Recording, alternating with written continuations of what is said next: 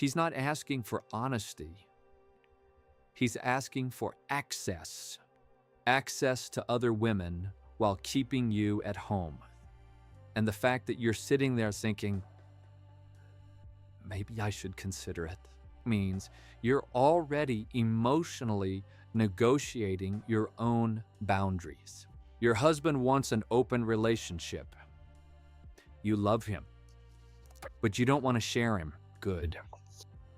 Because this isn't just about sex. It's not just about curiosity. It's not just about exploring something new.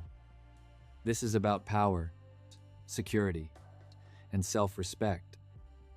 It's about whether the foundation of your marriage is stable or conditional. And if you handle this wrong, you won't just lose him. You'll lose yourself. You'll start compromising parts of you that once felt solid. You'll start questioning instincts that used to protect you. You'll start silencing your own discomfort just to keep peace. And that is where the real damage begins. Let's translate what open relationship often means in marriage. It rarely means, I've deeply studied polyamory and want ethical structure. It rarely means, I want to build a secure framework where both of us feel equally safe and empowered. It usually means, I want variety without consequences. He wants novelty, excitement, validation. He wants to feel desired again. He wants new attention. He wants stimulation without dismantling the comfort of home. But he doesn't want divorce. He wants you stable. He wants his home intact. He wants emotional safety and sexual freedom. That combination sounds modern, but it often functions asymmetrically. Ask yourself, did he marry you for exclusivity? Yes. Marriage is built on the assumption of mutual exclusivity unless otherwise agreed from the start. So what changed? Did the vows change? Or did his appetite change? And if his appetite changed, why is the solution altering the structure of the marriage instead of addressing the dissatisfaction within it? That question matters. You're not crazy for feeling shattered. You're not dramatic. You're not insecure. Your body reacts before your brain does. Because monogamy and marriage is not a suggestion. It's a contract. It's a psychological agreement of safety. When he suggests opening it, your nervous system hears, I might replace you. I might compare you. Even if he swears that's not what he means. Your heart doesn't care about his logic. It feels the threat. Your body interprets it as instability. And once that safety is cracked, you can't unhear it. Even if you try to rationalize it, even if you tell yourself you're being open-minded, a part of you will stay alert, scanning, comparing, waiting for signs, and living in that constant hyper-awareness is exhausting. Here's where it gets dangerous. If you respond with panic, if that's what you need, I'll try. He learns something. He learns you will bend to avoid losing him. That shifts the power. Now the dynamic becomes, he proposes, you accommodate, he expands, you adjust. And the more you accommodate your discomfort, the more he expands his freedom. Not because he's evil, but because humans expand where they face no resistance. If your pain doesn't create a boundary, it becomes negotiable.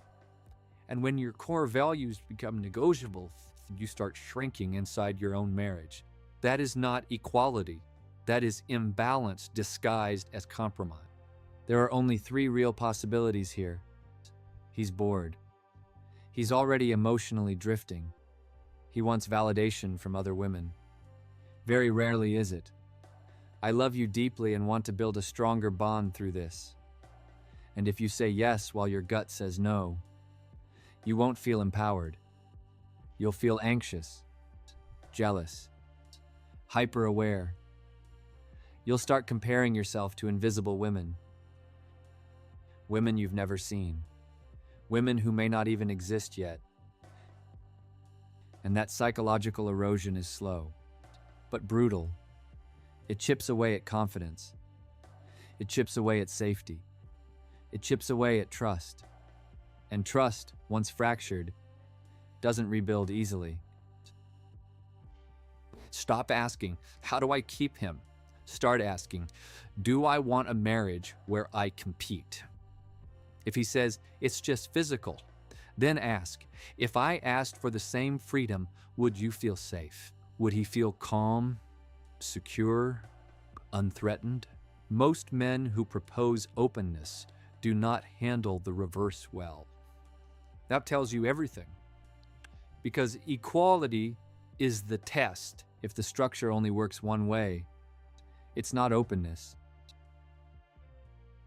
It's convenience. You do not need to scream. You do not need to threaten divorce. You need clarity. I love you.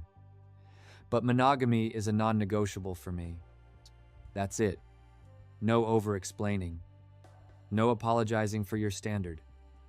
If he pushes, pressures, or manipulates, you're not debating sex anymore. You're debating respect. And a man who truly values the marriage does not gamble it for variety. He does not risk long-term stability for short-term stimulation. This is the fear. If I say no, he'll leave. Let me ask you something. If a man leaves because he can't sleep with other women, was he choosing you? This is the fear. If I say no, he'll leave. With someone who negotiates commitment when bored, that's not strength. That's instability. And instability inside marriage always shows up somewhere else later. You are not insecure for wanting exclusivity. You are not controlling. You are not outdated. You are allowed to say, this is not the marriage I agreed to, and you are allowed to mean it. And if he wants freedom more than he wants the marriage, you already have your answer. Love without boundaries is self-abandonment. And the moment you stop negotiating your worth, everything changes. I would love to know your thoughts about this video. See you guys soon.